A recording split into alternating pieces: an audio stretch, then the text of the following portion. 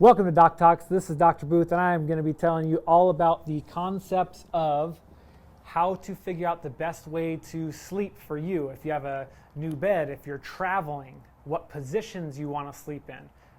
The first concept that we want to talk about is a resting neutral. So our body, when we're lying down, we should be trying to hold it into a position where our spine is in a resting neutral, whether that's on our side, our front, our back. We're trying to be in resting neutrals. So if you have a new bed, if you're traveling, think about this concept.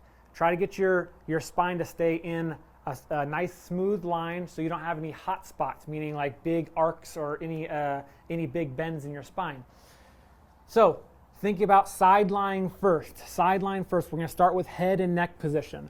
So if we have a pillow that is completely flat like this or almost no pillow, we create an arc in our neck, and if we're in that for 6 to 8 hours, depending on how much you're sleeping, we can have a really long tissue here or a big long stretch on this side and a really closed off position here.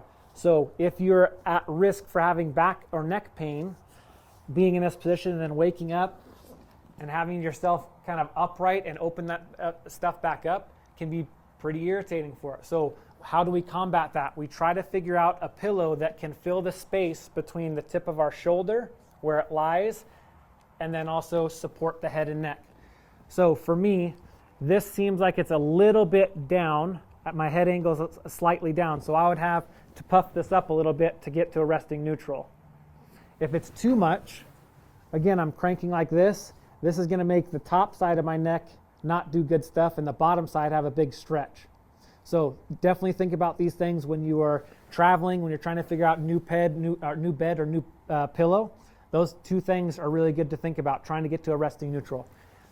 Second thing, if you're a side-lying sleeper, depending on your hip size, if you have a big hip, if you have a small hip, that can be kind of an issue on your low back. So if you have a big hip and your knee is like this, angled all night, we can have like some torsions into the back. So a lot of people modify with a pillow. Think about the modification as trying to keep your thighs semi-parallel to each other, not open, not closed and pointed in. Those are really good modifications to think about. In addition to side sleeping, if you are in a really soft bed, most of our torso is going to be where our weight lies. So between our shoulders and our hips, if that sinks down into the table or into the bed and we're in this kind of C position for a really long time, same thing like our neck, we're stretching everything out on one side and we're kind of collapsing into another side. That big potato chip type feel doesn't feel good in the morning. You wake up and you're trying to figure out how to loosen that stuff up if you're in there for 6 to 8 hours. So those are two really good things to think about for side sleeping. Now prone or supine or lying on your face or lying on your back, a couple of things to think about. If we are lying on our back and our head is cranked up like this because we have a big pillow, what do you think that's going to do to the back side of our neck? It's going to cause a lot of stretch and it can cause a lot of like discomfort when we try to upright ourselves again. If we're here and then we have to kind of crank our neck back out of that position. So again, trying to think resting neutral, something that fills the space as opposed to cranks us into a position that we're not used to. Ooh, excuse me for a second.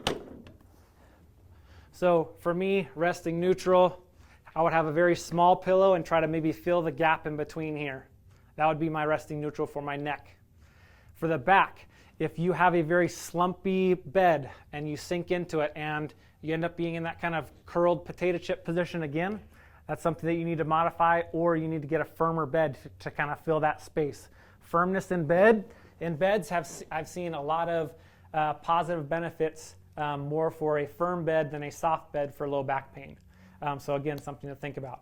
One of my least favorite positions for sleeping is face down, because even with a nice firmness in your bed, most of the time we end up kind of cranking ourselves into a position where we're almost arched most of the night. Our neck is either cranked or our low back is cranked.